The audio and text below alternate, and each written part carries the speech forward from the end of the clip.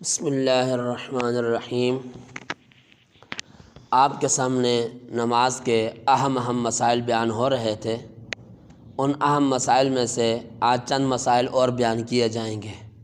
آپ توجہ اور غور کے ساتھ ان کو سنیں، بہت اہم مسائل ہیں۔ پہلا مسئلہ، ایک آدمی اگر فرض کی 4 رکعتیں ہیں، مثلا ظہر ہے یا عصر ہے، تو اگر دوسرے قاعدے میں نہیں بیٹھتا، پہلے قاعدے میں نہیں بیٹھتا ہے اور تیسری رکعت کے لیے غلطی سے کھڑا ہو جاتا ہے، تو اس کا حل یہ ہے کہ آخر میں یہ سجدہ سہو کرے گا، نماز مکمل ہو جائے گی۔ وجہ کہ پہلا قاعدہ فرضوں کے اندر وہ ہے واجب، چاہے ظہر کے فرض ہوں، چاہے عصر کے یا عشاء کے۔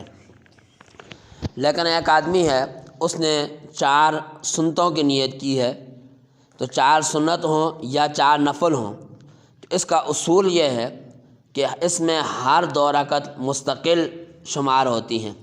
تو اب ایک آدمی اگر 2 رکعت سنت پڑھنے کے بعد قاعدے میں بیٹھنا بھول گیا، کھڑا ہو گیا، تو شرعی مسئلہ یہ ہے کہ تیسری رکعت کے سجدہ کرنے سے پہلے یاد آ جائے تو لوٹ جائے، قاعدہ بیٹھے، دوبارہ کھڑا ہو، آخر میں سجدہ سہو کر لے۔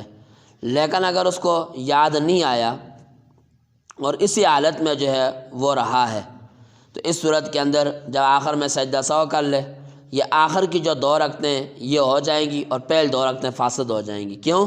یہ پہلے آپ کو میں نے بتایا ہے کہ اگر فرض چھوٹ جائے تو نماز نہیں ہوتی ہے۔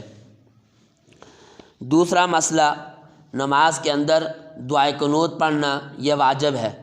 اگر نماز میں دعائے قنوت چھوٹ گیا تو سجدہ سہو کرنا پڑے گا۔ سجدہ سہو کر لیا تو نماز اس کی جو ہے مکمل ہو جائے گی، ورنہ نماز ناقص ہوگی۔ تیسرا مسئلہ، ایک آدمی قرات کرتا ہے، کرتے درمیان میں سے کوئی آیت چھوڑ دی ہیں، تو اس صورت میں مسئلہ یہ ہے کہ اگر آیات چھوڑ دی ہیں تو اگر معنی کے اندر کوئی خلل اور فساد نہیں آیا ہے، نماز اس کی ہو جاتی ہے، کوئی مسئلہ نہیں ہے۔ چوتھا مسئلہ جو بہت اہم ہے وہ یہ ہے کہ ایک آدمی اگر نماز پڑھنا شروع کر دی تو اب اس کو 2-3 رکعتیں پڑھنے کے بعد شک ہو گیا کہ میری 3 رکعتیں ہوئی ہیں یا 4 ہوئی ہیں، شک ہو گیا۔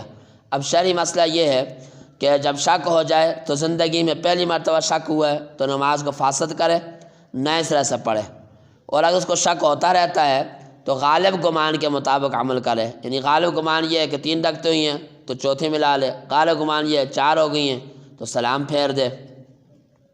اور اگر اس کو کسی جانب میں کوئی رجحان نہیں ہو رہا کہ میری کتنی رکعتیں ہوئی ہیں، تو پھر کم کی پر بنا آگے رکعات مکمل کرے۔ مثلا 3 اور 4 کے درمیان کو شک ہوا ہے تو 3 یقینی ہے، چوتھی پڑھ لے۔